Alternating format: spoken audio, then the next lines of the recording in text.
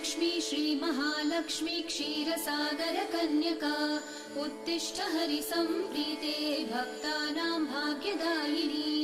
श्रीलक्ष्मी श्रीमहालक्ष्मी क्षीरसागरकन्यका उत्तिष्ठ हरिसम्प्रीते भक्तानां भाग्यदायिनी। उत्तिष्ठोत्तिष्ठ श्रीलक्ष्मी विष्णुवक्षस्थलालये उत्तिष्ठ करुणापूर्णे लोकानां शुभदायिनी।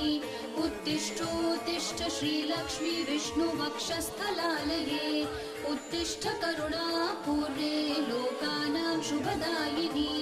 श्रीपद्ममध्यवसिते वरपद्मनेत्रे श्रीपद्महस्तचिरपूजितपद्मपादे श्रीपद्मजातजननी शुभपद्मवक्त्रे श्रीलक्ष्मी भक्तवरदे तव सुप्रभातम्।